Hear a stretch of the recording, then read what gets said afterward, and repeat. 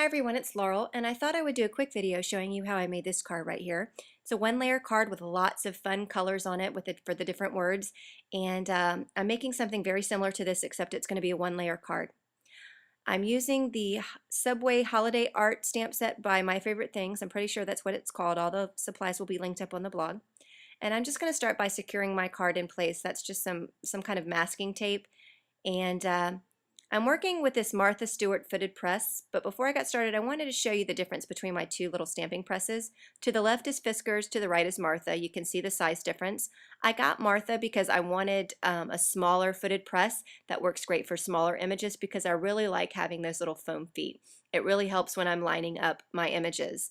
So that's why I picked both of those up. I recommend both of them and I use both of them. So do you need both of them? Probably not. But I picked up the Martha one at Michael's with a coupon, so it's like $5 or something like that. So anyway, I took some distress markers, and that's how I'm going to get my multicolored words and phrases here, is by using distress markers. If you don't have distress markers, you can use ink pads. You can just ink up one word at a time with just a different color. But I'm using distress markers because it goes by a lot quickly for me. And this is a great card to mass produce. It's one layer. It's something you can line all your cards up in a row and just stamp one after the other. So it's a great and easy card, and it doesn't take long at all. Now this is some distress paint. It's called brush pewter. I don't really know how to pronounce that word. And I'm just kind of dabbing my stamp set. You don't want to just go left and right over the top of it. You kind of want to dab it. And then I'm just stamping the row. Those are stars right there. And another thing about this card is I'm working off of the same stamp set, which is really fun if you want to do some mass production. So all the images are in this one stamp set. So I'm going to go ahead and grab the next two phrases that I want to put on the card. I'm going to go ahead and kind of line them up. I am working off of a Tim Holtz craft sheet there. I'm going to line them up on my stamp press, and now I'm going to work with two different colors of greens. One is mowed lawn. I think the other green is peeled paint. So I'm going to start with the lighter color first and ink up or just color right on directly onto my stamp, and then I'm going to go on with the darker green or the peeled paint, just kind of dab it in there a little bit, just where I think it would be fun to see some shadow. And that is, what is that? Okay, that's purple, that's Dusty Concord. So I'm going to do the same thing. I'm going in with the dark purple, then I'm going to go in with some worn lipstick and just kind of add it where I think it will be fun. And as you can see, I scribble off on my craft sheet there, and I do that because I want to get all the purple off of my marker, off of my pink marker. I don't want any contamination. So if you just scribble off the side, you will get your original color back and you will not have any contamination problems whatsoever.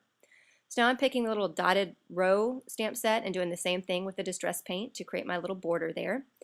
And lastly, I decided just to go with Believe to kind of close out the card. And I'm going to be coloring on that with, yes, you guessed it, peacock feathers.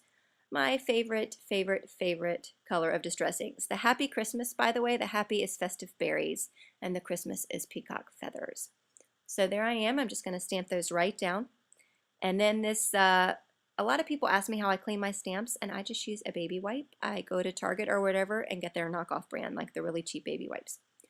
And I'm going to finish the card off with that little border image right there, which is so pretty.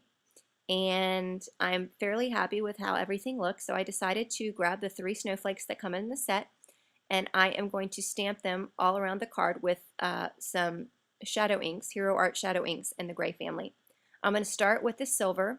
That silver is a really great stamp pad. It's very juicy, and it really, the ink is very shiny and pretty in real life. It's very hard to capture on a video or on camera, but it's a great ink.